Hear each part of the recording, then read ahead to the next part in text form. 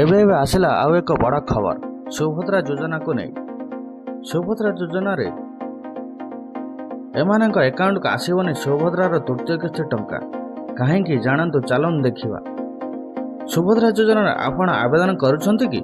ଆପଣ ଆକାଉଣ୍ଟକୁ ସୁଭଦ୍ରା ଟଙ୍କା ଆସୁନାହିଁ କି? ତେବେ ଯେଉଁମାନେ ଏହି ସମସ୍ୟାର ସମ୍ମୁଖୀନ ହେଉଛନ୍ତି ସେମାନଙ୍କ ପାଇଁ ଆସୁଛି ଏକ ବଡ଼ ଅପଡେଟ୍।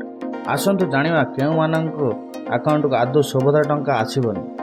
ଯୋଜନାର ଦୁଇଟି କିସ୍ତି ହିତାଧିକାରୀଙ୍କ ଆକାଉଣ୍ଟକୁ ଆସୁଥିବା ବେଳେ କିଛି ଜଣ ଏବେ ବି ଟଙ୍କା ପାଇଁ ଅପେକ୍ଷା କରୁଛନ୍ତି। ଟଙ୍କା କେବେ ଆସିବ ସେ ନେଇ ସେମାନେ ହତାଶ ମଧ୍ୟ ହୋଇଗଲେଣି। ଏହାରି ଭିତରେ ଏକ ବଡ଼ ଅପଡେଟ୍ ଆସିଛି। ଆସନ୍ତୁ ଜାଣିବା କ'ଣ ଅପଡେଟ୍ ରହିଛି। ତା ପୂର୍ବରୁ ଭିଡ଼ିଓଟିକୁ ଲାଇକ୍ କରି ଚ୍ୟାନେଲଟିକୁ ସବସ୍କ୍ରାଇବ୍ କରିଦିଅନ୍ତୁ। ପାଖରେ ଥିବା ଘଣ୍ଟି ଚିହ୍ନକୁ ଦବାଇ ଦିଅନ୍ତୁ।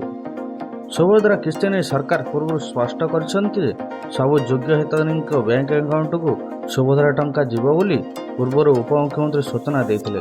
ତେବେ କେଉଁମାନଙ୍କ ଖାତାକୁ ସୁଭଦ୍ରା ଟଙ୍କା ଆଦୌ ଯିବନି, ଆସନ୍ତୁ ଜାଣିବା। ଗତ ସେପ୍ଟେମ୍ବର 17ରେ ଓଡ଼ିଶା ଗସ୍ତ ସମୟରେ ପ୍ରଧାନମନ୍ତ୍ରୀ ମୋଦି ସୁଭଦ୍ରା ଯୋଜନାକୁ ଶୁଭାରମ୍ଭ କରିଥିଲେ। ଏହି ଅବସରରେ ହିତାଧିକାରୀଙ୍କ ଖାତାକୁ ପ୍ରଥମ କିସ୍ତି ଭାବରେ 5,000 ଟଙ୍କା ଆସିଥିଲା।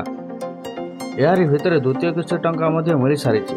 କିନ୍ତୁ ଆପ୍ଲାଏ କରିବାର ଦୀର୍ଘ ଦିନ ବିତିଥିଲେ ବି କାହିଁକି ଟଙ୍କା ଆସୁନାହିଁ ସେ ନେଇ ସେମାନେ ଦ୍ୱନ୍ଦ୍ୱରେ ଅଛନ୍ତି।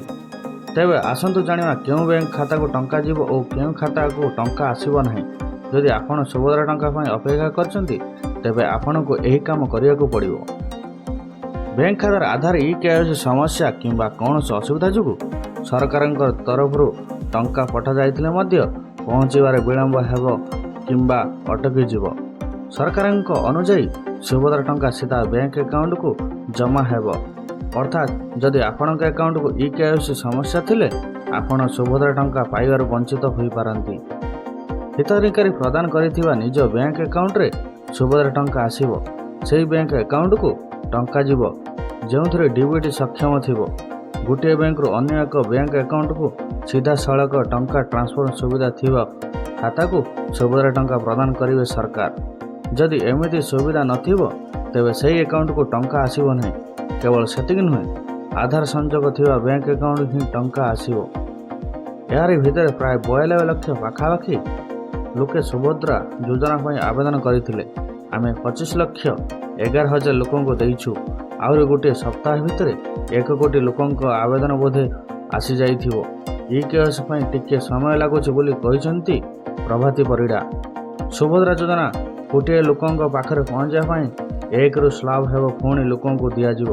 ଯେଉଁମାନେ ଆବେଦନ କରିଛନ୍ତି ସରକାର ସମସ୍ତଙ୍କର ଭେରିଫିକେସନ୍ କରିବ। ଏଥର 25,11,000 ଲୋକଙ୍କ ପାଖ ପହଞ୍ଚିବୁ ଯେ ସିଷ୍ଟମ ସୁବିଧା ଅଛି ବୋଲି କହିଛନ୍ତି ଉପମୁଖ୍ୟମନ୍ତ୍ରୀ ପ୍ରଭାତୀ ପରିଡ଼ା।